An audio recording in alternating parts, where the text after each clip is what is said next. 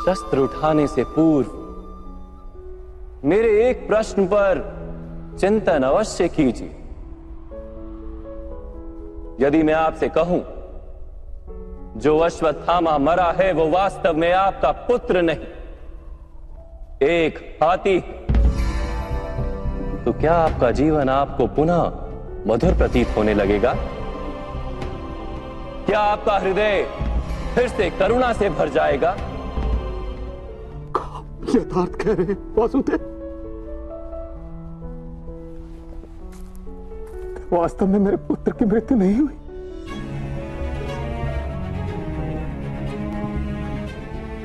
यदि आज आपके पुत्र की मृत्यु नहीं हुई तो कल होगी। विश्व में कौन अमर रहता है गुरुद्रोण? किंतु वास्तविक प्रश्न तो यह है कि आपके जीवन के सुख दुख, आशा निराशा, ज्ञान अज्ञान, क्या सब कुछ केवल आपके पुत्र से बंधे?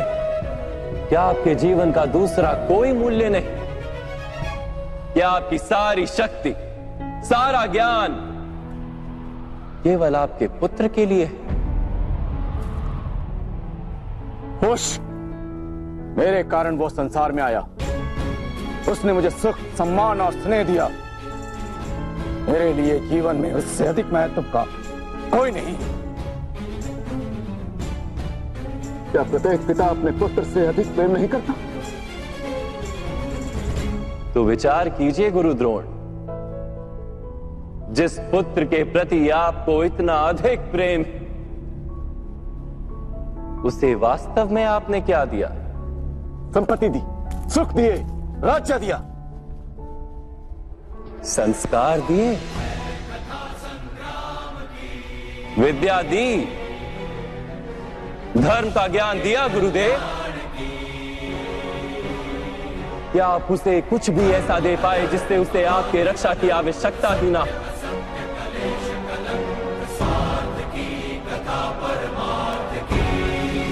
मैं मानता हूं सब अर्जुन तथा अंगराज कर्ण की भांति महान योद्धा नहीं बन पाते, किंतु आप अपने पुत्र को उचित निर्णय लेने का शिक्षण तो दे ही सकते थे।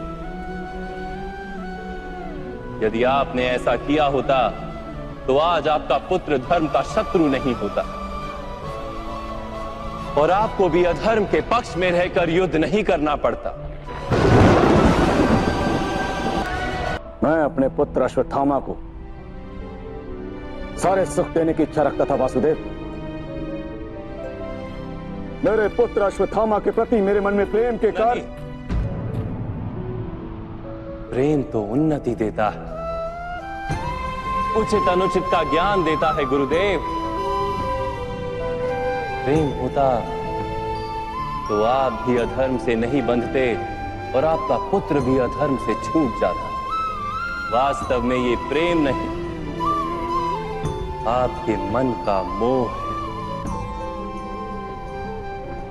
प्रेम और मोह के बीच क्या भेद होता है, क्या आपने कभी विचार किया है?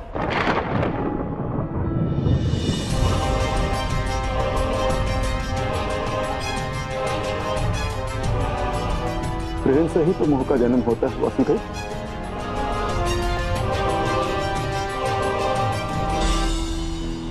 नहीं, वास्तव में जहां प्रेम होता है वहां मोह होता ही नहीं। प्रेम का जन्म करुणा से होता है और मोह का जन्म अहंकार से। प्रेम कहता है कि मेरे पुत्र को ईश्वर संसार के सभी सुख देंगे और मोह कहता है कि मैं अपने पुत्र को संसार के सारे सुख दूंगा।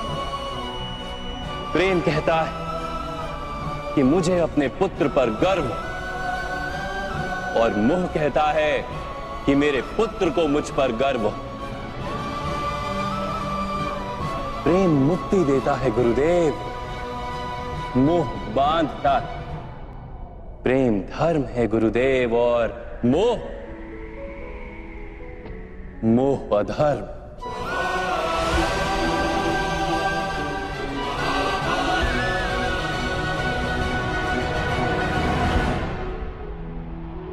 आपने अपने पुत्र को आटे का घोल पीते देख अपनी साधना भंग कर दी थी।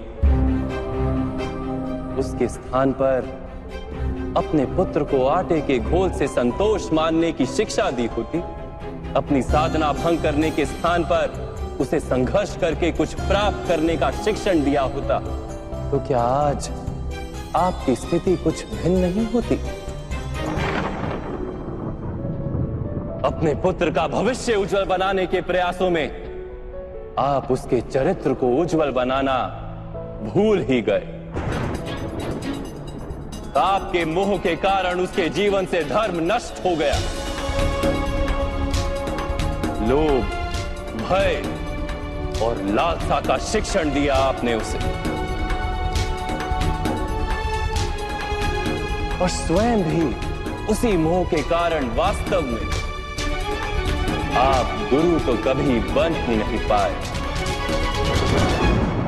केवल शिक्षक बनकर रह गए आप।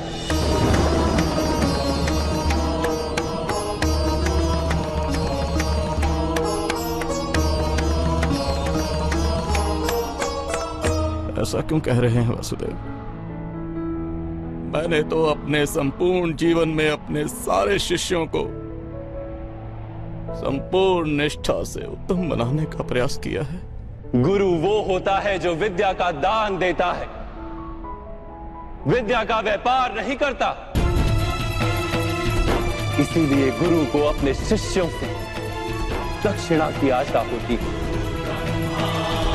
मूल्य की नहीं। किंतु आपने अपने अमूल्य ज्ञान का मूल्य निश्चित कर दिया। अपने ज्ञान के बदले में अपने शिष्यों से प्रतिशोध मांगकर आपने न केवल अपने जीवन में विष घोल दिया, अपितु अपने शिष्यों के जीवन में भी विष घोल दिया। और ये सब आपके मोह और अहंकार के कारण हुआ। आप गुरु नहीं हैं द्रोणाचार्य। जिस व्यक्ति के हृदय में अहंकार और मन में मोह तथा लालसा होती, उसके हाथों धर्म का कार्य तो हो ही नहीं सकता।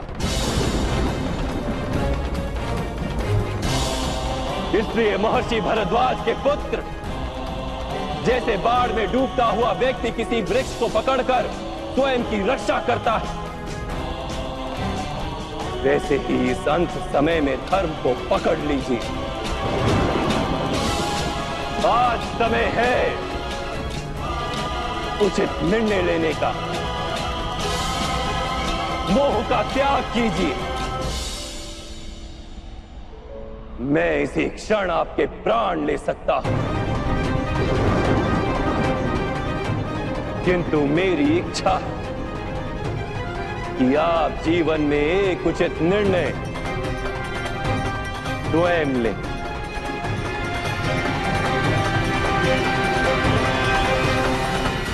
यथार्थ कह रहे हैं आप। मेरा ही दोष था कि मेरे पुत्र अश्वत्थामा को दंड प्राप्त हुआ।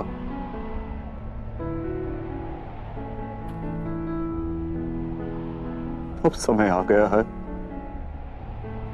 कि मुझे भी दंड प्राप्त हो। मैं स्वीकार करने को सज्ज हूं।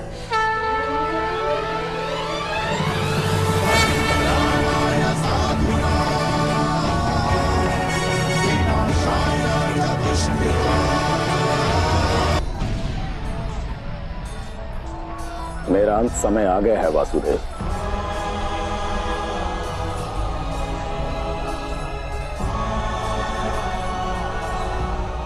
मैं आपको अंतिम प्रणाम करके अपने प्राण त्याग रहा हूं। मेरी पुत्री समान द्रौपदी से कहना, महर्षि भरद्वाज के पुत्र द्रोण ने